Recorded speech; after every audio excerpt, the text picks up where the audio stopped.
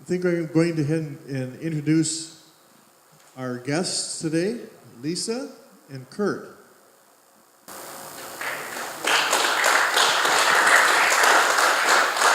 Good morning, everybody. As John said, my name is Lisa. I'm a librarian at the St. Louis Park Library, and this is my colleague Kurt, and he is an associate librarian at the St. Louis Park Library, and we're just so happy to come out and visit with you today and talk to you about some of the resources that the library can provide for you. We're just trying to let the community know that we have so much more than just printed material, and so there are music resources, which Kurt is going to cover. There's books, there's audio books, there's videos, there's databases, there's testing materials, so if you have children or grandkids going into college or something like that, we have material that preps them for taking those tests that they have to take to get into, and it's all online so they could do it at home. There's business resources, so if any of you are investors, we can help you out with stuff like that. But today we're just going to focus on the ebook, the audiobook, and the streaming video and some music that you can get at home. So what do you need? How do I get all this free stuff, all this awesome material? Well, you need to have a valid library card and a PIN number. And basically the PIN number is just the last 4 digits of your phone number when you sign up for the library card. You need to have an electronic device with internet access. Now, we provide internet access for free at the library, so you can certainly come and use that there. Otherwise, if you have it at home or here at Lenox, you can use that. Electronic devices are a computer, a smartphone, an iPad, an iPhone, a Kindle device. Now, I do have some bad news. For those of you who have the Kindle Paperwhites, the really very first generation Kindles, these are not going to work for you. So I'm sorry. And then you need to know our web address down there, which is the www.hclib.org. So that's it. And your library card is free. So you can come in and get that. So our first thing that we're going to talk about is our first resource is MNSpin, and I'm going to have Kurt take over from this point in time, and then we're going to show you something. We'll just give you a quick overview of it. MNSpin is relatively new. It just launched, maybe 6 months ago, something like that. You can stream or you can download. There is a limit how many hours of material you can download in a week, and then you can get stream, You can download 5 songs per week. Oops, I'm mixing up with Friegel. Sorry. So you can download it. It's about, at this point, there's about 52 local artists. They open it up once a year. People send in samples of their work, and then it's curated by some folks in the system. Submissions are accepted once a year. It's any genre, it's songs or albums. It's a lot of fun. You'll find a lot of music you may not have known about. If you go to the artist's link on there, they usually have a link to their website. You can learn more about the group if you like. And there's quite a range of music. So you go to our website, and you click on that tab right there. It says website. That way you're searching our site and not the catalog. And then you can just type in MNSpin.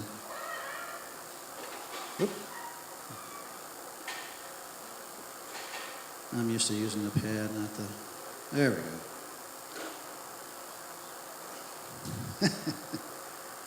All right. So the result you see right here is MNSpin. So you just click on that, and this is where you're going to need your library card. So it'll want you to connect to resource. So here's the site, and then you just log in like this.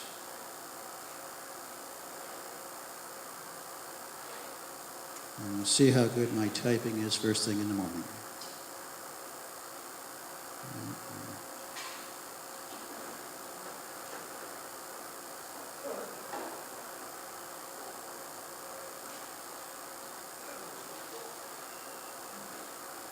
All right.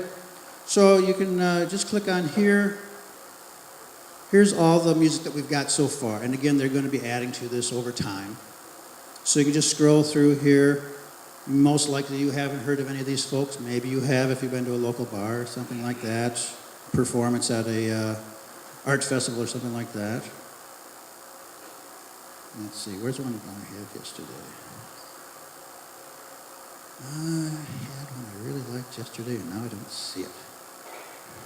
Oh, here it is. So you just click on it, and then if you want to play, you just click on here. I think we got our sound, all right. But you can download the songs onto your device, or you can just click stream, and it'll just play it. We've got the little player right here on the bottom.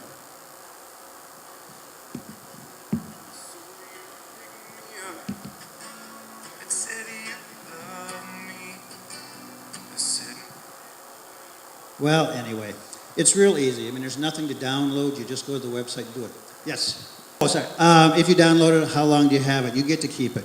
Again, one of the things you'll see on here, and I'm not too worried about you guys downloading stuff and sharing it, illegally. It's just for your own personal use. But you'll just have it as long as you want. You can add, though I had problems with it yesterday. If you had an artist you liked, you could supposedly add it to your collection. I couldn't get it to work. I clicked on it, so they might have a bug at the moment. I have to check with our IT people about that. You can also search by artist. Oops, yeah. I keep forgetting we got the mouse on there. So click on that, yeah. And again, if you click on an artist, you want to just pick somebody? They'll have a little background about them and a little explanation where they're from, what kind of stuff they've been doing. If they have a website, which they usually do right here, if you click on that, they might actually have physical material, CDs or whatever. It might even have some vinyl that you can actually purchase as well. But again, it's a good way to find people, artists, groups you may not have heard of. So the other music resource that we have, and again, totally free, is called Freegal. It's got over 15 million songs. Hopefully you'll find stuff on there. It's a wide range of material. There's music videos. It's over 100 countries. This is where we have you can download 5 tracks a week. You can go on the website and do it. They also have an app. If you have just your smartphone, you can download it on there. And again, for all you need is your library card barcode and the PIN number. Again, same thing.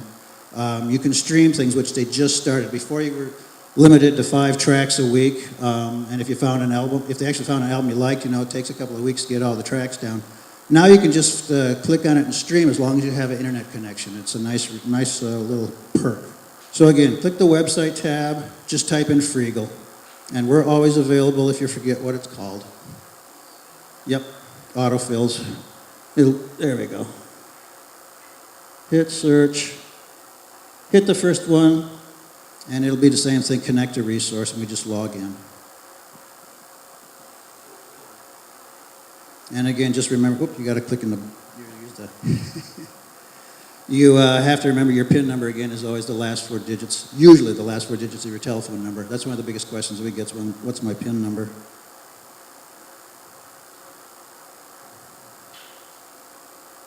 And just connect. And again, nothing to download, it's just right on there. And that's the main page. And as Lisa's pointing out, you get 5 downloads. As you download stuff, that number will go down, and then the streaming total hours, 8 hours a day. So the nice thing now is if you find an album you like on there, an artist you like on there, you can just start hitting play. It'll just keep streaming as long as you have good internet connection. You can also, there's a little star by the titles. You can add it to your favorites or a wish list. So if you've hit your limit of 5 downloads, but you wanted to keep those tracks, you just put it on your wish list. There's a lot of stuff you won't find, but there's a lot of stuff you've probably never heard of. Try it, you might really enjoy it. I've discovered several artists I had never heard of before. But yeah, it's real basic. And like I said, there's that wish list on there. Once you log on, you can add it to it. And then when you click on My Music, once you've started adding stuff, or if you've downloaded it, it'll all show right in there, so you have your collection versus just browsing the entire catalog that they've got. You won't find any Beatles, but you will find some Ringo Starr. Of all the software we have, it really is some of the easier stuff to use. All right, we want to move on? So the question is, are MNSpin or Freegal, are they indexed in any sort of way?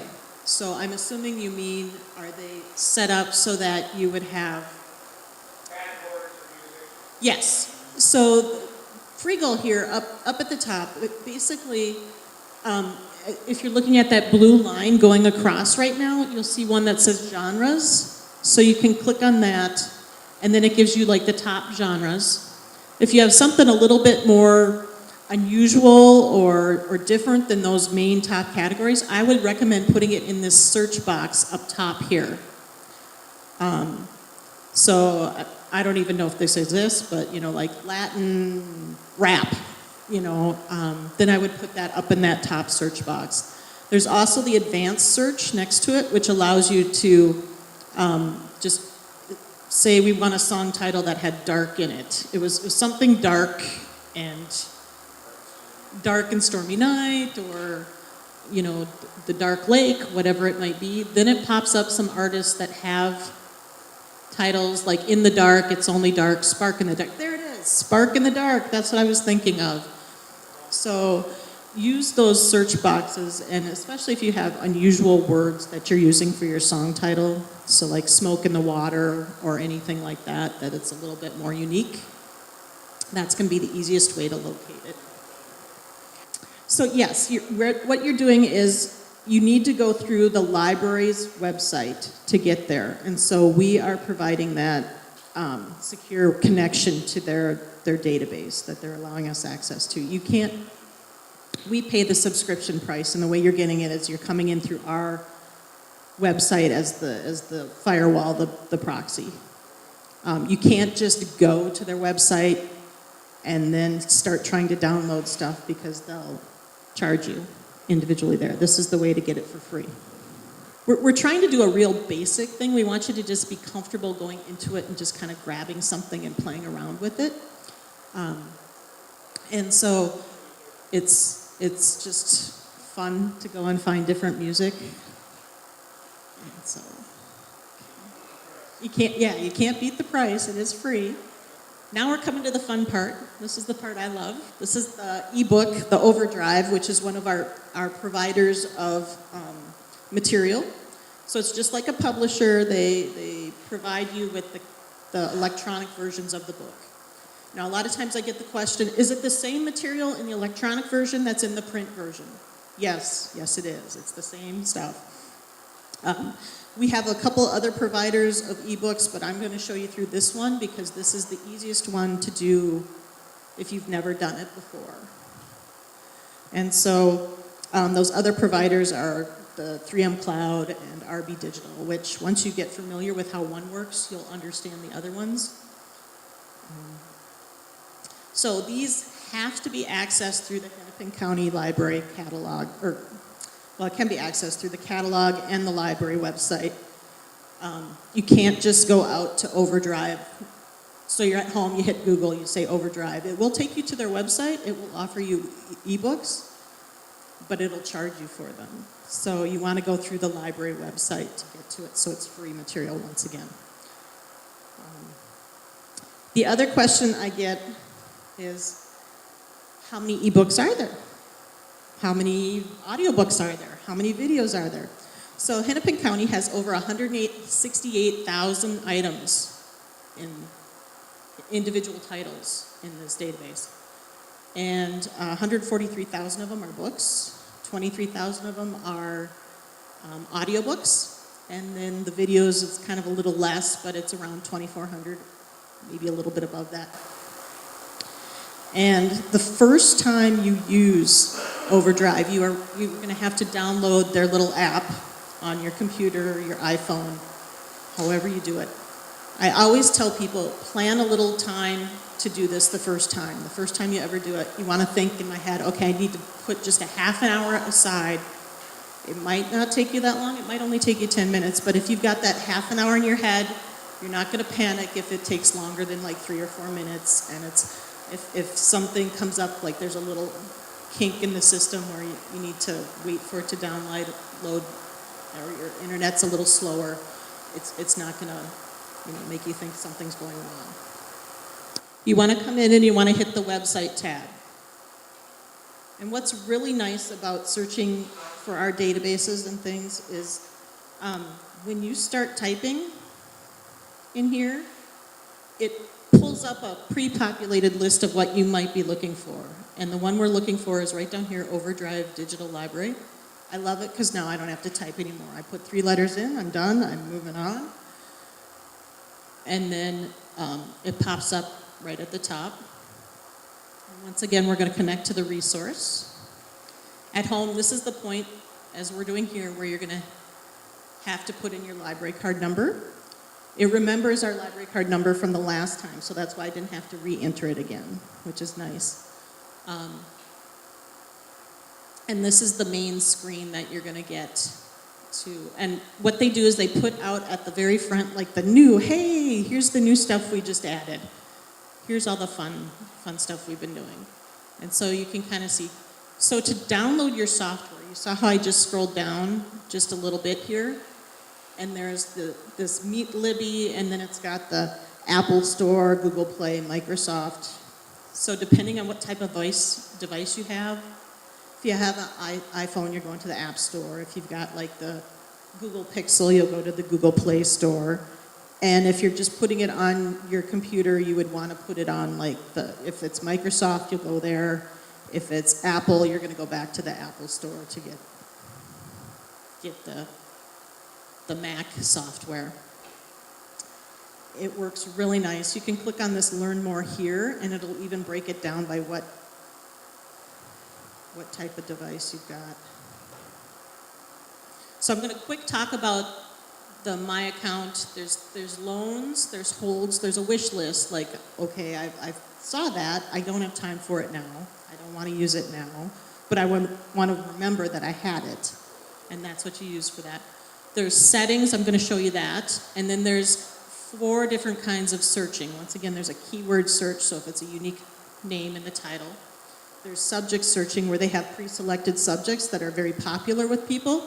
So they'll put that up there for you to search from. So history, romance for women, things like that. And then they have collections, so you can search by book, video, or audiobook. And then there's the advanced search. When you're logged in, and you can go to the My Account button, which is up over in the right-hand corner here.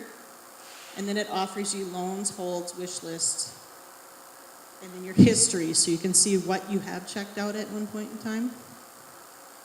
So yesterday I put in a few loans and things. When you request a title, it's going to go into your loan section if you can borrow it right away. Now, just like print titles, electronic titles, we order a certain number of licenses. So if you're looking for the most recent John Grisham, even though it's electronic, it might not be there ready for you right away. You might have to wait your turn in line to get to it. Ebooks are awesome when they can be available right away, but right. So the question is, if you check an ebook out or a video or an audiobook out, how long can you have it for? So just like at the library, the ebooks can check out for 3 weeks at a time. The audiobooks will check out for 3 weeks at a time. And the videos will be for 7 days. When we get into your settings, I can show you how you can change that, and you can make it less, but I usually don't recommend making it less. The nice thing about ebooks, there's no fines, there's no fees. The material returns automatically on the day, so you don't ever have to worry about, like with your printed books, oh, I was a day late, nope. And it's pretty exact, so if you checked it out at 12:59 on Tuesday, 3 weeks from Tuesday at 12:59, poof, that thing is gone. So you don't have to worry about it at all that way. So that you do have a limit on the number of items that you can have from this format. So the combination of ebooks that you can have on your card at any one time is 15, which is really nice if you're going to go out of town and you have your device. Rather than carrying 15 books, I've got 15 books on my phone. And there's a wide range of materials. There's material that's aimed at adults, teens, and kids on this. So if you're going with your grandkids and you want them in the car to have something to do on your phone, you can put in some books aimed at the children, and they can read there. You can also find some of the videos that are aimed at children, like Paddington Bear and a few of the other things like that. So when you do ask to request one, as you can see on here, the dark matter, the red one, above there it says expires in 21 days. So that means that will return in 21 days. It's a book. And you have a couple options. The Kindle, you can see right there, if you have a Kindle device, it will have that tag separate for you compared to if you're just on an iPhone or an iPad. Because what happens is it will take you directly out to the Amazon website. You'll have to put in your Amazon ID and password, and then it will download to your device. There have been times, and I'm just going to warn you, that it will take you out to the Amazon website, and it will say, get the book $2.99 or $3.99. If you see that at all in there, just back up, re-click it, and go back out, because all library books should be free. There should be no cost involved in this whatsoever. It's rare that it happens now, but it did happen, and it does happen occasionally. So the other option you have is something they call their Overdrive read function, and that's where, say we're in a car and Kurt and I are driving somewhere, and I'm bored, I'm in the passenger seat, he's driving. Can I borrow your phone?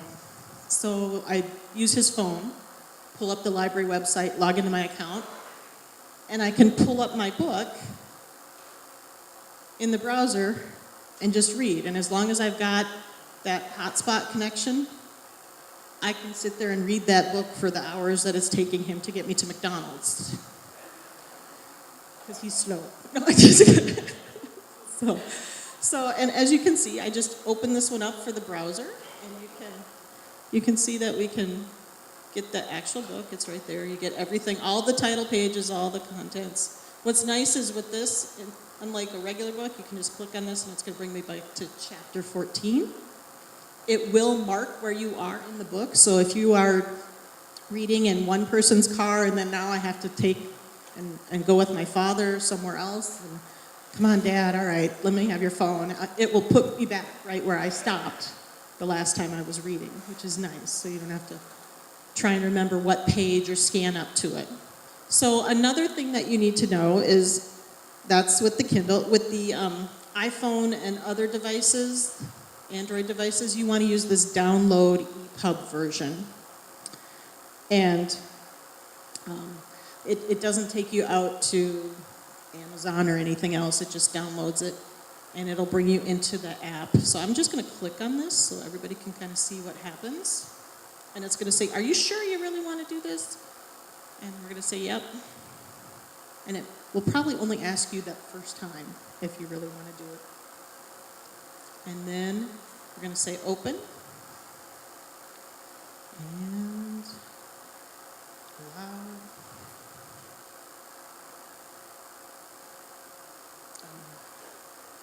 So, and the other thing you need to know is the first time you do this, it will ask you to authorize, and usually what that involves is putting in your library or email address. To do ebooks, you do need to have an email address because that's how it notifies you that the book is there and waiting for you and to come out and get it, and it will usually provide a link to the book to go out and download it at the same time. So we talked about how long you could have material. If you go back up under my account in this list, the settings right here, then it pops up and it gives you loan periods. So you can set it yourself if you want it shorter. It defaults to the longest possible period you could have. I would totally recommend staying with that. You do have the option, if you have some things checked out, that you can return them early if you want to. If you're at that 14 or 15 and then you need this one that's over here, you can return material early to be able to check out something else.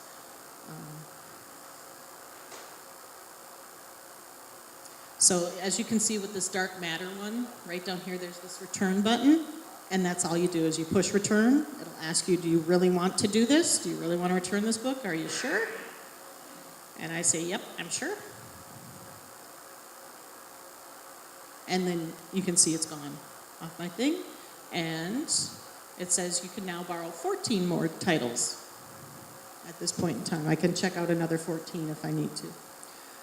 So up here, let's just look at searching. So this is the subject list, and as you can see, this is the total number of titles right there, the See All, 168,000 for all formats. And then it breaks it down into, for the mass subject searching, it breaks it down into some very broad categories, like science fiction, fantasy, or mysteries, which you can see are like 15,000. Historical fiction over here at 12,000. There is one that is huge. I think, is that the romance section? Romance at 29,000.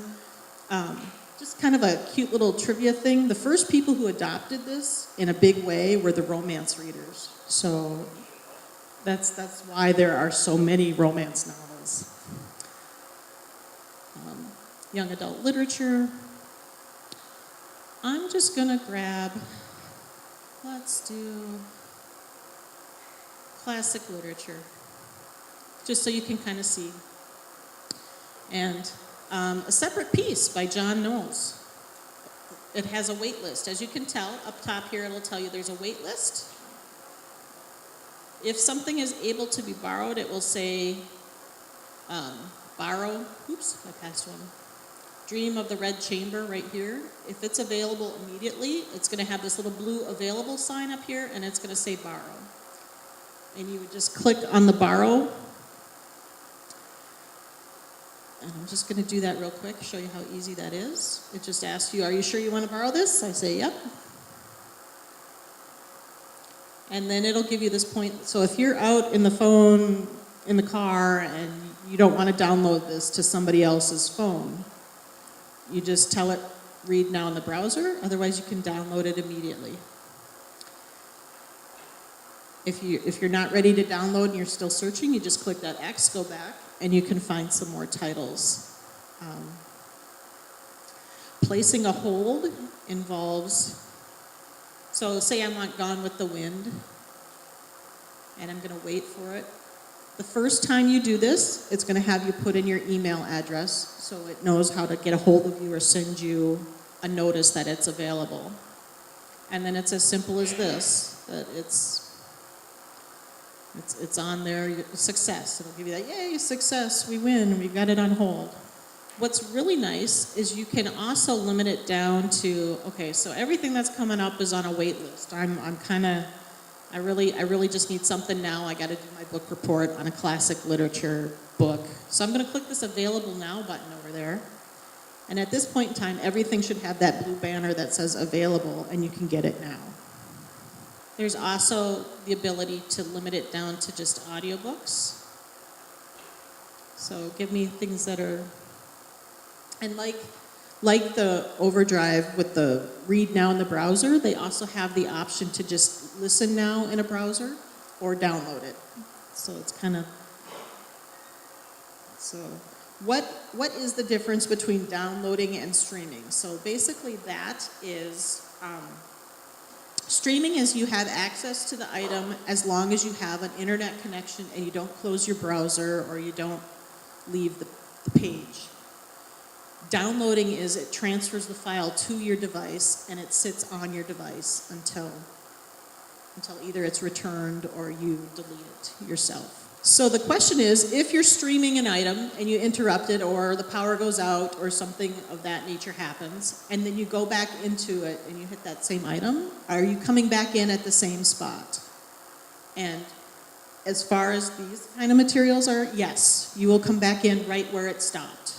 So the question is there a difference in data usage between streaming and downloading? Yes.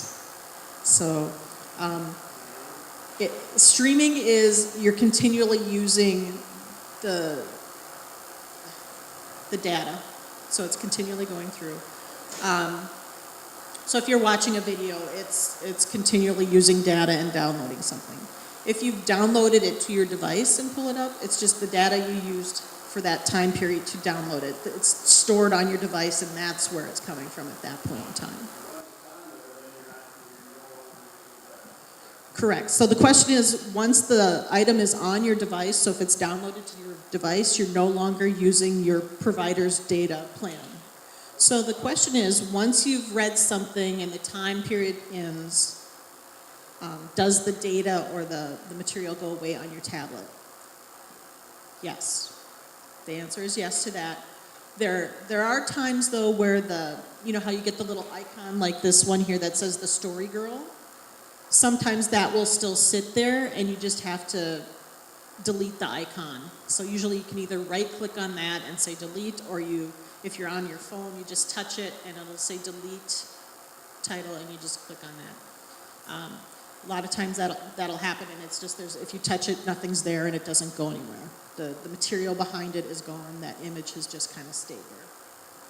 So for the older versions, the easiest way, because there's so many of them, it prefers Windows 8 and Windows 10. So the newer it can go, it's great. But I do have an older device in which I have Windows Vista on it, and it works for me. It's just a little slower. So I have to be aware that it might take, a minute longer to download something than when I'm working with my work computer, which is a much faster machine. I went to the Overdrive help, and then devices, and then it kind of lists some of the devices, and we can go in by the type. And then as we scroll down, Windows 7 and below, there comes a point where they typically will send out a notice and say, we will no longer support the Kindle Paperwhite. We're no longer supporting the original Kindle that came out. And so they mostly want devices that are internet capable. So the Nook is kind of because a lot of times you have to plug your Nook into your computer and then transfer it down to the Nook, but it's your computer that's doing the downloading, so it works. Yep, and Barnes & Noble is no longer supporting their older Nooks either, and so that makes it so that these guys are like, well, if they can't even support it, how are we supposed to do that? So the question is, how did I get to this screen that talks about the devices? So I'm going to go back to this Overdrive. So over here, you're in Overdrive. Remember how we were in that catalog of stuff? Up at the upper right-hand corner, very top, it says Help.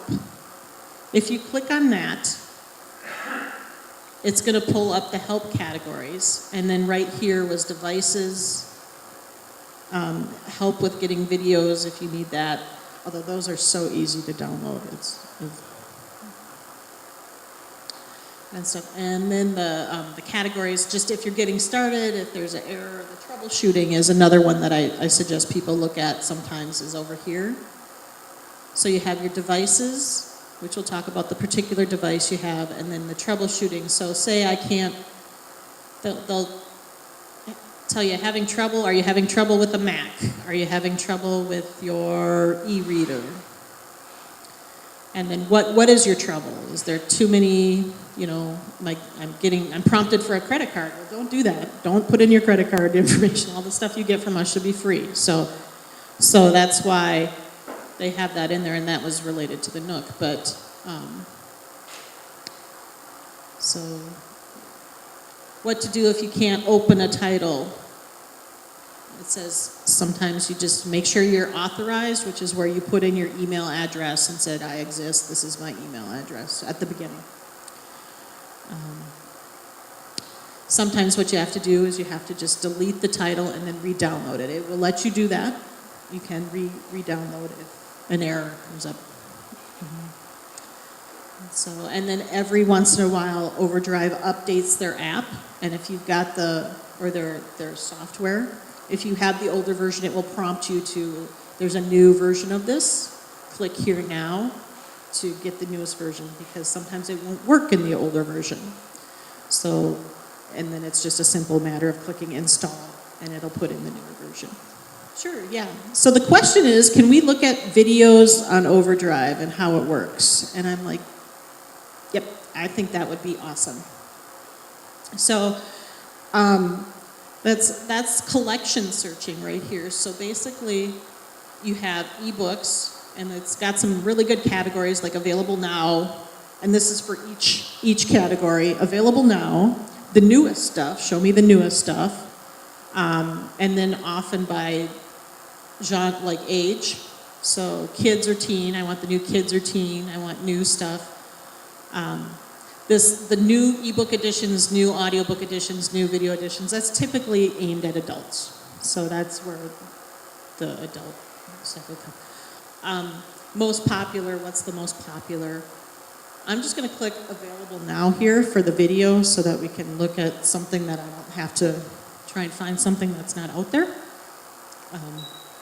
You can see there's Spy Kids or Don't Let the Pigeon Drive the Bus, Paddington, Serena, and then these ones are like the Great Courses. Have any of you heard of the Great Courses series? So this is a really, really awesome series of nonfiction type of material where they talk about understanding the universe, or this one here, cognitive behavioral techniques for retraining your brain, or there's some other ones that are really good, like the Everyday Gourmet. So it's a really good series of things that you can do. So I just clicked on borrow, and it's going to say you're going to borrow this for 7 days. Remind you that 7 days, and then you click borrow, and then we can say watch it, and once again it updates. So we're now down to 12 items that I can put on my card because it tells me right there, which is nice. Watch in browser. And it's as simple as that. So that one didn't offer you the opportunity to download it, did it? Correct. Yep, the video is streaming. Yep, they're really big files, but they.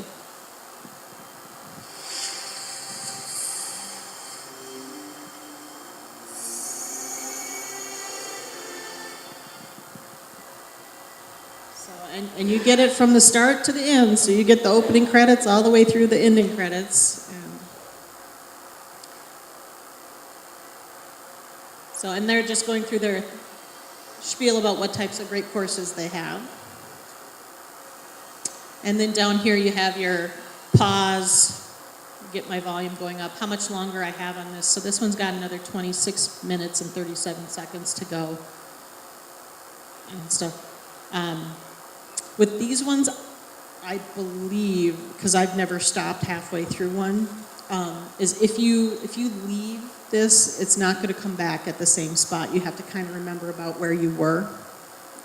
Yes, and just once again, you just need someplace that offers you free Wi-Fi for the streaming. So you could be here, at the library, your friend's house, surprise, can I have your password, that kind of thing. I'm just coming over to watch some movies. So if this happens to you too, where you're out there and you're looking at something and you manage to get out of it, we just go back to the library homepage, click in again. And this time it shouldn't ask me for my barcode number because I'm still here, so. Yes? So the other thing is usually when you're in these databases, we have a little button somewhere here up in the up left corner where if you click on that, it should take you back to the library homepage. So the question is, when we're at the homepage, what do the other two tabs, search button, mean?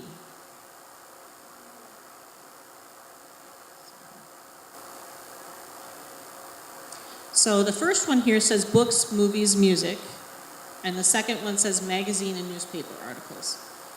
So the books, movies, music, that is the library catalog of materials that we own. And I know I said this a while ago. Remember how we were talking about you could search for ebooks in the catalog?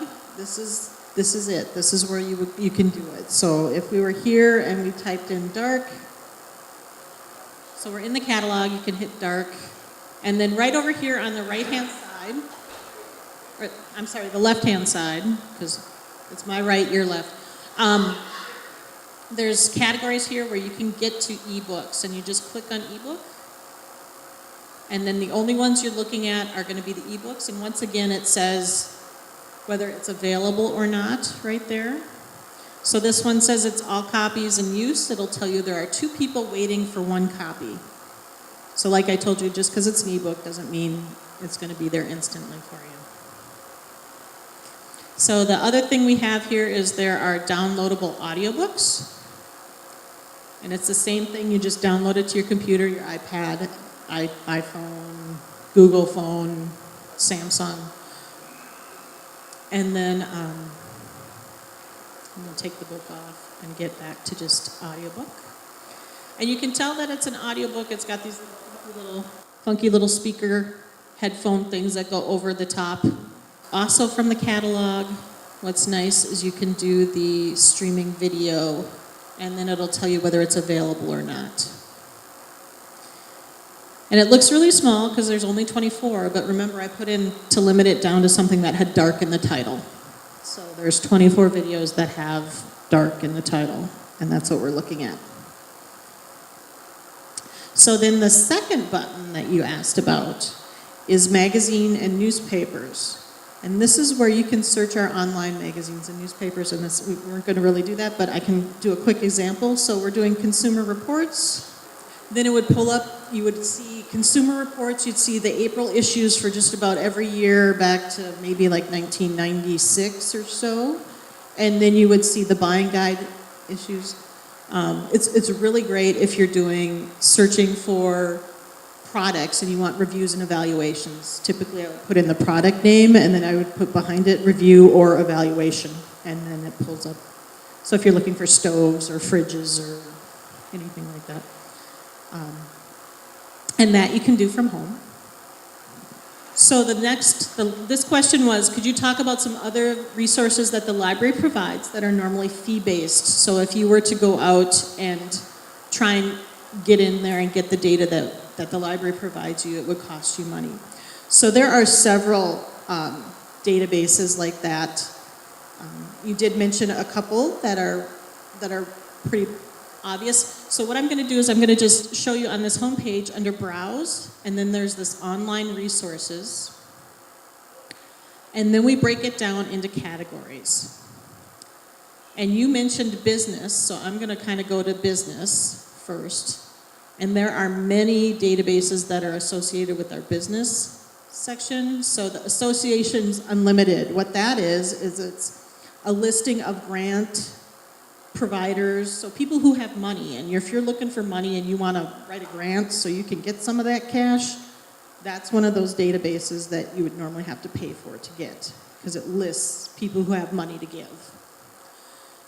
Business Insights Global, profiles, case studies, charts for companies. So that one you would usually subscribe to. The Business Source Premier, corporate affiliations is unavailable at the moment. Human Resources Compliance Library. Now you know you'd have to pay for that one definitely, because what this says right here is it says available in library only. So they even limit us down on how much we can get into there. Mergent, which is like the Dun & Bradstreet $1 Million Directory. There's Morningstar, which is a financial investment resource that will talk about stocks and bonds and mutual funds. And that would cost you money to get. Net Advantage. This is a fun one to go into. I really like it. It's a Standard & Poor's database, has market research reports, things like that. Really fun to play with. Really fun to play with. Patent Search. That one is definitely something that would cost you money to use. And then another one that's really neat in the business area is this Reference USA. It's like a giant telephone directory of businesses across the country and Canada. And within it, it'll have links to their websites, who the CEOs are for most businesses. Now there are, of course, some that are so small in there that they don't have that. It'll give you sales units, things like that, how much money they take in. So it's really, really great. It also provides, that same Reference USA also does individual white pages listings too. So it's also a people database. Let's see, what other ones? Ancestry Plus. If you are a genealogist or really into genealogy, Ancestry Plus is one that the library subscribes to and you can use. It is one that is in the library only though, so you will have to visit us. Not that we're sad about that, we'd love to see you. Yeah. But most of the other databases we offer are not like that. Let's see, trying to think. There's some medical, so in the health and wellness section, there's health and wellness, consumer health. Most of these databases you would have to pay for or have some sort of a subscription to use. The exception being Medline Plus, because that is a government-funded database, so you have access to that on your own. And PubMed. Let me think. Language learning.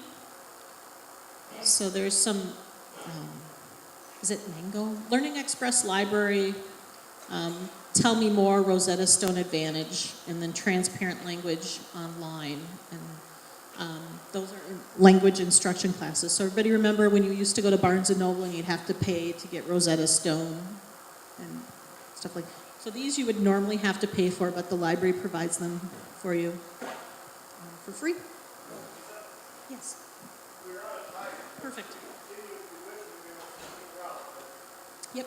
So I'm just going to say thank you very much. And then the last thing I'm going to offer is if you have a device and you want to come in and you want the library to help you set up your ebook or get you started on this, I have a sheet of paper here. You can sign up for an appointment. So what we'll do is we'll contact you and then set up a time where you can come in and there'll be individual one-on-one with Kurt or I, and we'll get you set up on your device and ready to go.